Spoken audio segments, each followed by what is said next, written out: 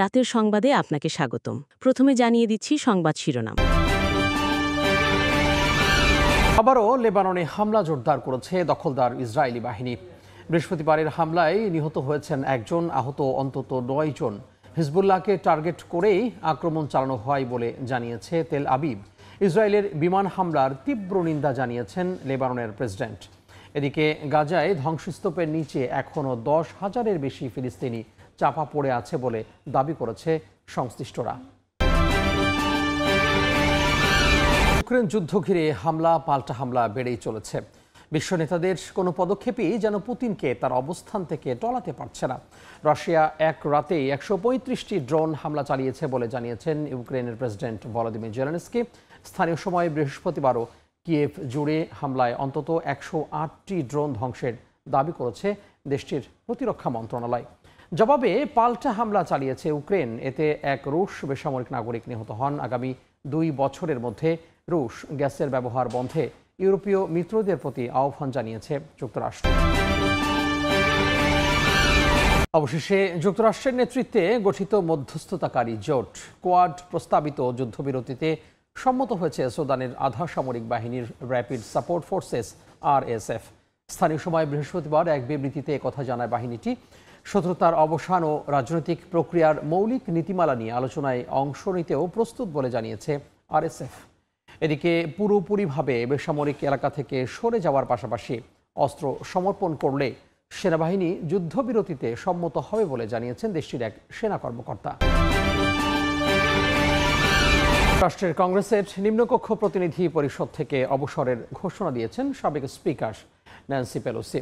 স্থানীয় সময় বৃহস্পতিবার এক ভিডিও বার্তায় অবসরের ঘোষণা দেন তিনি। 2027 সালের জানুয়ারিতে মেয়াদ শেষ হওয়ার পর কংগ্রেসে আর প্রতিদ্বন্দ্বিতা করবেন না বলে জানান পেলোসি। এই ঘোষণার পর ডেমোক্র্যাট এই নেত্রীর সমালোচনা করেছেন প্রেসিডেন্ট ডোনাল্ড ট্রাম্প। এবার শুনবেন বিস্তারিত।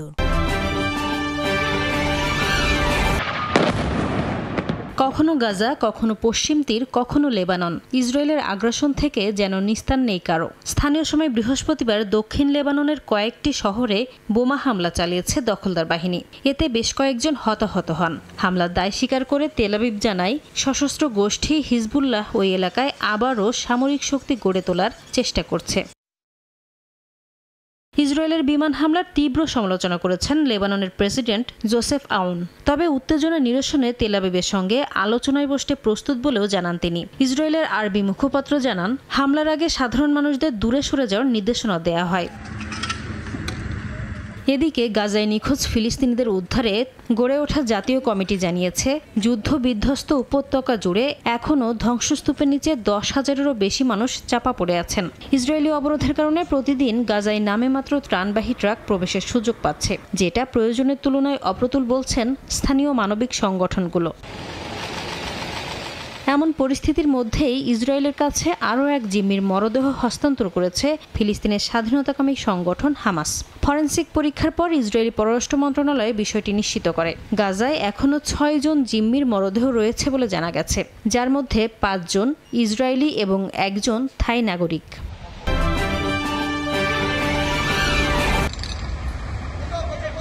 ইউক্রেনের জ্বালানি অবকাঠামো লক্ষ্য করে এক রাতেই শতাধিক ড্রোন হামলা চালিয়েছে রাশিয়া। এতে দিনিপ্রো অঞ্চলে বেশ কয়েকজন হতাহত হন। স্থানীয় সময় বৃহস্পতিবার টেলিগ্রামে দেয়া এক বার্তায় ইউক্রেনের প্রেসিডেন্ট জেলেনস্কি বলেন, হামলায় একটি আবাসিক ভবন ও রেলপথের অবকাঠামো ক্ষতিগ্রস্ত হয়েছে। রাশিয়ার ছোড়া শতাধিক ড্রোন ধ্বংস করার দাবি করেছে দেশটির প্রতিরক্ষা মন্ত্রণালয়।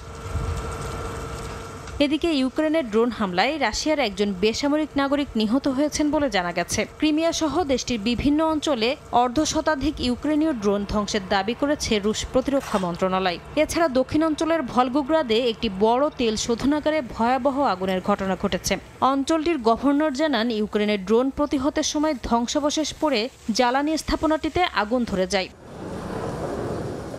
রাশিয়ার গ্যাসের ওপর নির্ভরতা দ্রুত কমাতে ইউরোপীয় মিত্রদের প্রতি আহ্বান জানিয়েছে যুক্তরাষ্ট্র। আগামী 2 বছরের মধ্যে রুশ গ্যাসের ব্যবহার বন্ধের আহ্বান জানান যুক্তরাষ্ট্রের জ্যেষ্ঠ কর্মকর্তারা।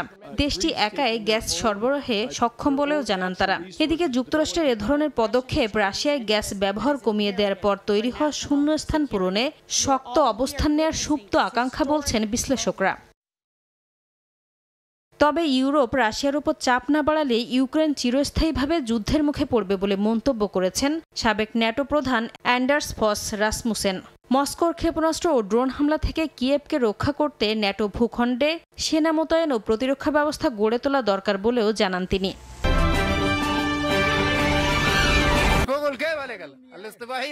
দীর্ঘ 2 বছরের সংঘাতের পর অবশেষে যুদ্ধবিরতির জন্য মার্কিন যুক্তরাষ্ট্রের প্রস্তাবে সম্মত হয়েছে সুদানের আধা সামরিক বাহিনী র্যাপিড সাপোর্ট ফোর্সেস RSF।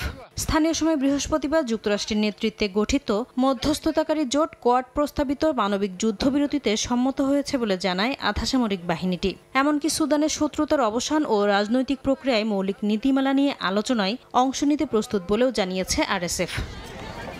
RSF-এর বিবৃতিতে বলা হয়, সুদানের সংঘাতের মূল কারণগুলো সমাধান এবং জনগণের দুর্ভোগের ইতি টানতে র্যাপিড সাপোর্ট ফোর্সেস এই চুক্তি বাস্তবায়ন ও অবিলম্বে আলোচনায় বসতে আগ্রহী। এদিকে RSF যদি পুরোপুরিভাবে বেসামরিক এলাকা থেকে সরে যায় এবং পূর্ববর্তী শান্তি চুক্তি অনুযায়ী অস্ত্র সমর্পণ করে, তবে সেনাবাহিনী যুদ্ধবিরতিতে সম্মত বলে জানিয়েছেন দেশটির এক সেনা কর্মকর্তা। এই ঘোষণা এমন এক সময় এলো যখন RSF সম্প্রতি আল ফাশের শহর দখল করতে নির্বিচারে মানুষ হত্যা ও ধর্ষণযজ্ঞ চালিয়েছে বলে অভিযোগ উঠেছে। সংযুক্ত আরব আমিরাতের অর্থ ও অস্ত্র সহায়তায় তারা এ ধরনের কর্মকাণ্ড চালিয়েছে বলে বিভিন্ন গণমাধ্যমেও তথ্য উঠে এসেছে। জাতিসংঘ বলছে, RSF-এর নির্যাতন থেকে প্রাণে বাঁচতে আলফাশের ও আশপাশের এলাকা থেকে 70,000-এর বেশি মানুষ পালিয়ে গেছে। এমনকি বিশ্ব স্বাস্থ্য সংস্থার তথ্য মতে শহর দখলের সময় শুধুমাত্র একটি হাসপাতালে হামলা চালিয়ে প্রায় 500 রোগী ও স্বাস্থ্যকর্মীকে হত্যা করেছে বাহিনীটি।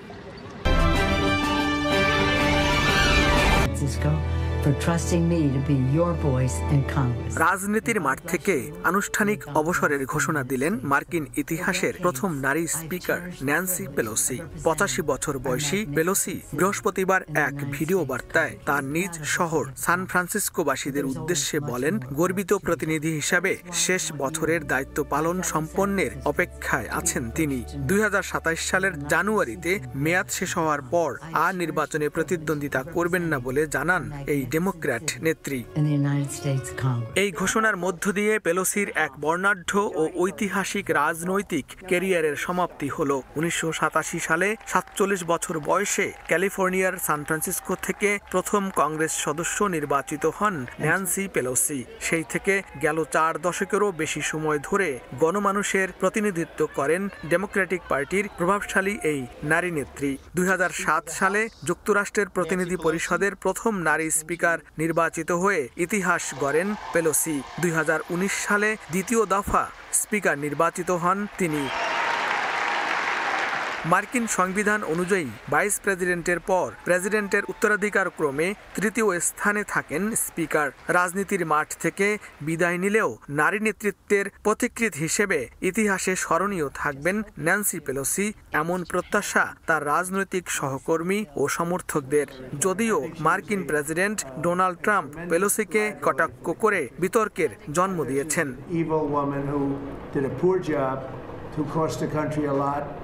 in damages and in reputation.